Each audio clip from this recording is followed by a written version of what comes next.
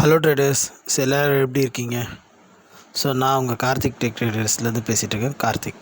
Okay, so இன்றைக்கி நம்ம என்ன பார்க்க போகிறோம் அப்படின்னா, ஸோ புதுசாக ட்ரேடிங்கில் வரவங்களுக்கு சில சந்தேகங்கள் இருக்குது. அதை பற்றி டிஸ்கஸ் பண்ணலான்னு நினைக்கிறேன். ஓகேங்களா? ஸோ ஃபர்ஸ்ட் என்ன பார்க்க போகிறோம் அப்படின்னா, மார்க்கெட்டில் எத்தனை டைப் ஆஃப் ட்ரேடர்ஸ் இருக்காங்க இன்ட்ராடே ட்ரேடிங்கில் அப்படின்ற விஷயத்த ஃபஸ்ட்டு பார்த்துடலாம்.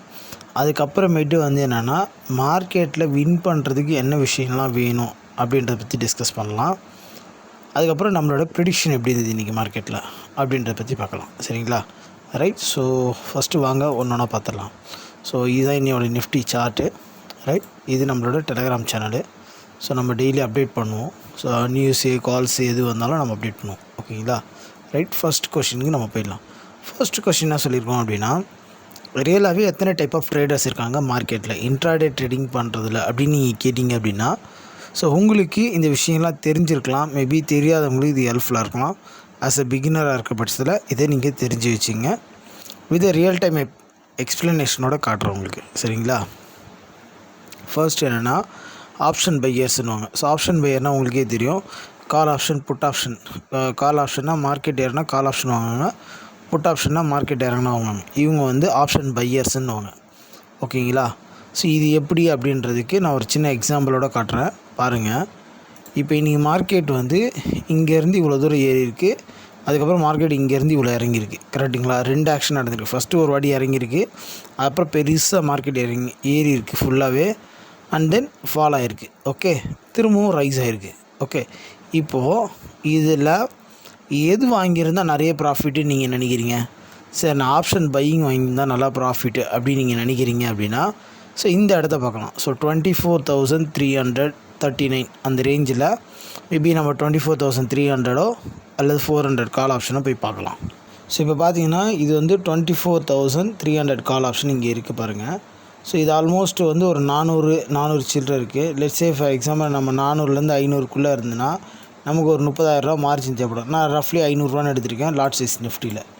ஸோ நமக்கு ஒரு 30,000 40,000 ஒரு 50,000 இருந்ததுன்னா இது எவ்வளோ பாயிண்ட் ஏறி இருக்குது பாருங்கள். ஃப்ரம் தட் பாயிண்ட் கிட்டத்தட்ட ஒரு 300 ஏறி இருக்குது. கரெக்டுங்களா?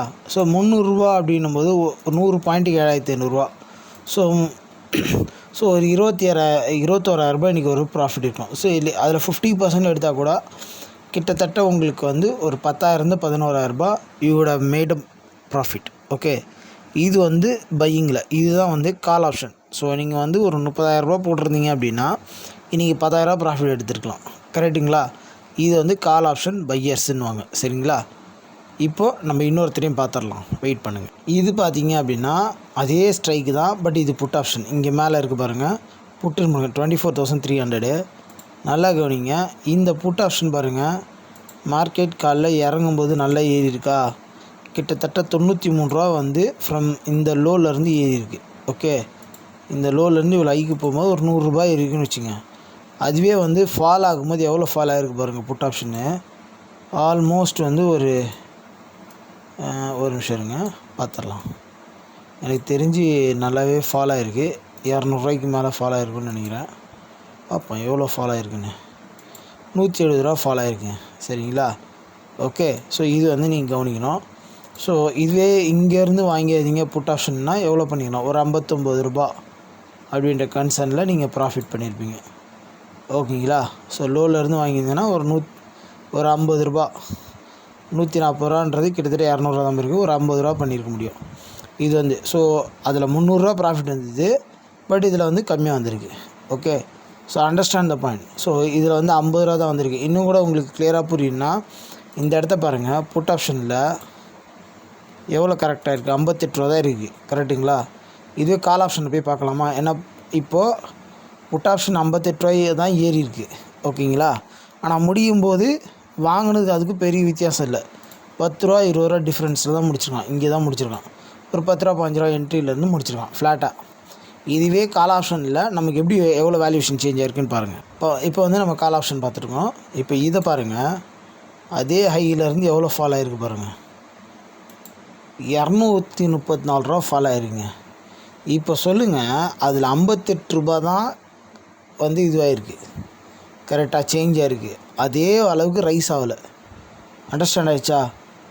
ஓகே. ஸோ இதுதான் சொல்கிறேன். அதே இடத்துலேருந்து திருப்பி வரும்போது நீங்கள் யோசிச்சு பாருங்கன்னா அதில் எவ்வளோ ஃபால் ஆயிருந்தது, 150 ரூபா ஃபால் ஆயிருந்தது. அதாவது இந்த மணி டீப் இந்த மணி வந்து திரும்பவும் வரும்போது அதே ஆப்போசிட் இருக்கிற புட் ஆப்ஷனாக அந்தளவுக்கு ஆகலை. ஓகேங்களா? ஸோ இதெல்லாம் வந்து நீங்கள் நோட்டீஸ் பண்ண வேண்டிய விஷயம். ஸோ ஆப்ஷன் பையராக இருக்கிறவங்க அவுட் ஆஃப் த மணியில் பண்ணும்போது இதெல்லாம் கொஞ்சம் யோசிக்கணும்.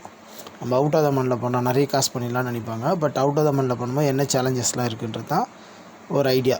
Okay right. அடுத்தது என்ன அப்படின்னா, இப்போ ஆப்ஷன் பையருக்கு ப்ராஃபிட்டா செல்லருக்கு ப்ராஃபிட்டானா, இதுவே கால் ஆப்ஷனை நீங்கள் விற்றுருந்தீங்க, வாங்காமல் விற்றுருந்தீங்கன்னா அவருக்கு பேர் ரைட்டர்.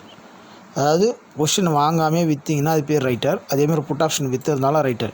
இப்போ நீங்கள் சொல்லுங்கள், இந்த இடத்துல அதாவது நான் ஹையிலேருந்து விழும்போது, ஓகே, இந்த ஹையிலேருந்து விழும்போது ஆப்ஷன் பையர் அதிகமாக காசு பண்ணியிருப்பாங்களா, ஆப்ஷன் ரைட்டர் அதிகமாக காசு பண்ணியிருப்பாங்களா?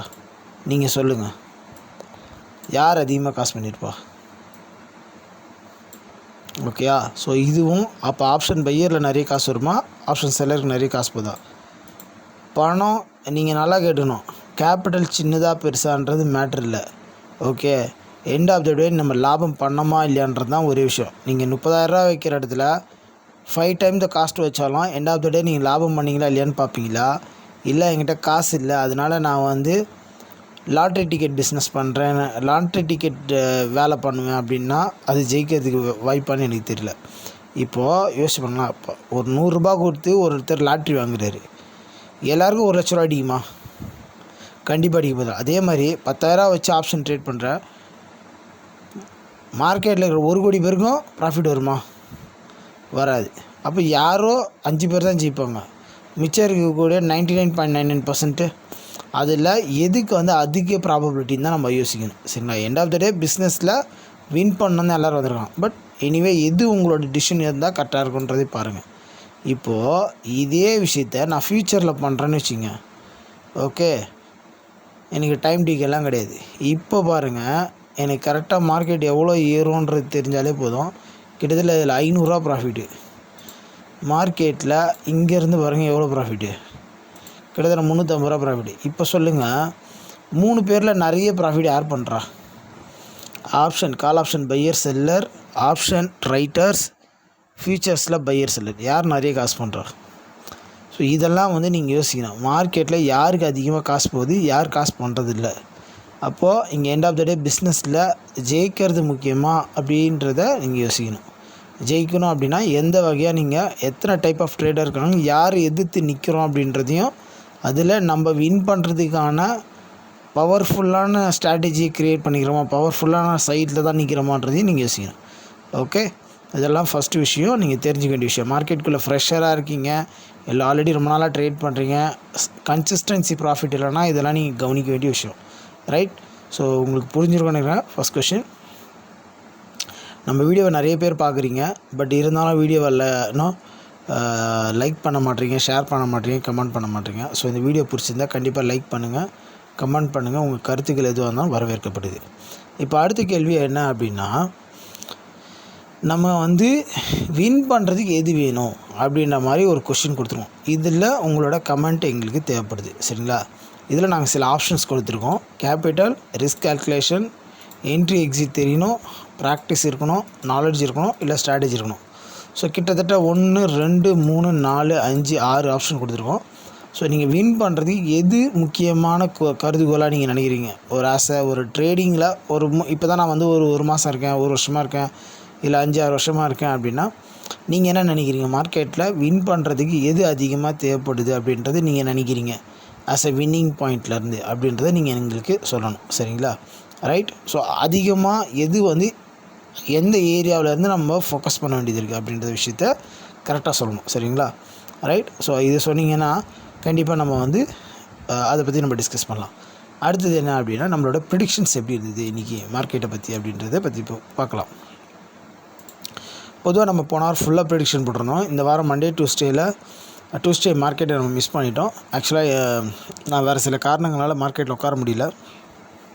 ஆக்சுவலாக அன்றைக்கி எண்ட் ஆஃப் த டே நான் மார்க்கெட் பார்த்தேன்.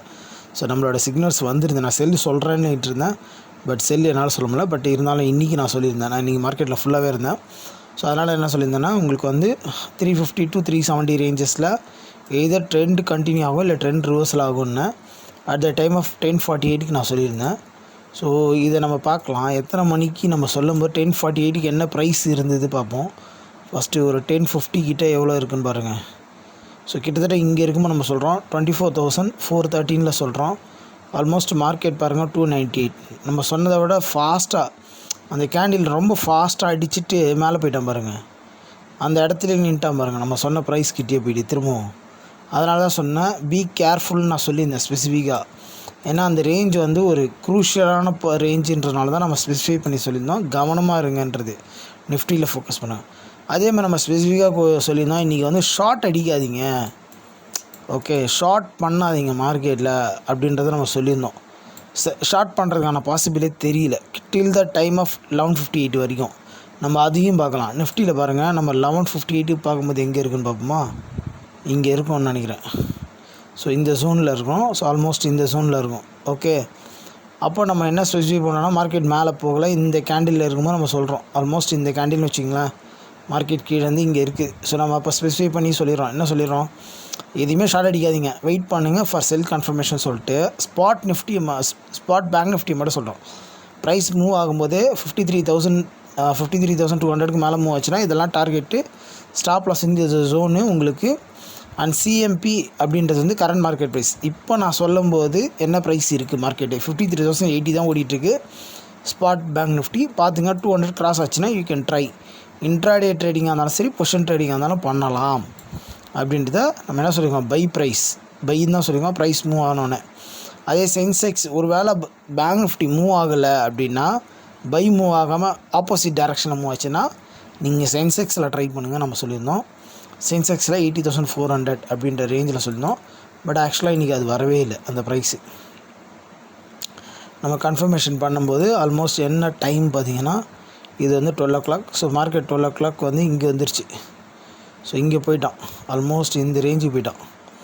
ஸோ அதனால் மார்க்கெட் மேலே போனனால there is no chance for the 400. இந்த ஜோனுக்கு வரவே இல்லை. ஓகே, ஸோ இதுதாங்க. ஸோ இப்போ உங்களுக்கு தெரிஞ்சிருக்கும் ஆல்மோஸ்ட் நம்ம கொடுத்ததில் இன்றைக்கி பேங்க் நிஃப்டி வந்து எவ்வளோ போயிருக்குன்னு நினைக்கிறீங்க? ஹை இன்றைக்கி மட்டும் நம்ம வந்து 200 பை சொல்லியிருந்தோமா, ரைட்? நம்ம எவ்வளோ பை சொல்லியிருக்கோம் பாருங்கள், 200 சொல்லியிருந்தோம். ஸோ அப் டு 500 பாயிண்ட்ஸ்னால் 200 + 500 700, 53,700 வரைக்கும் போகிறதுக்கு சான்ஸ் இருக்குது இன்னும். இன்றைக்கி ஹை பாருங்கள் எவ்வளோ பேருக்கு, 53,888. ஓகே, ஸோ இதுதான். ஸோ இது மாதிரி வந்து நம்மளால் பண்ண முடியும். ஓகே, ஸோ இப்போ உங்களுக்கு தெரிஞ்சிருக்கும்னு நினைக்கிறேன். ஸோ நம்ம வந்து இந்த டெலகிராம் சேனலில் வந்து நீங்கள் ஜாயின் பண்ணுறது, உங்களோட கொரிஸ் எது வந்தாலும் கேட்குது, இல்லை எங்களோட ஸ்பெசிஃபிக் நம்பருக்கு நீங்கள் பிங்க் பண்ணலாம். ஸோ உங்களுக்கு எந்த டவுட்டாக இருந்தாலும் கண்டிப்பாக நீங்கள் இங்கே கால் பண்ணலாம். கிளாஸஸ் வேணும், அக்கௌண்ட் ஓப்பனிங் வேணாலும் எங்களுக்கு காண்டாக்ட் பண்ணுங்கள். சரியா?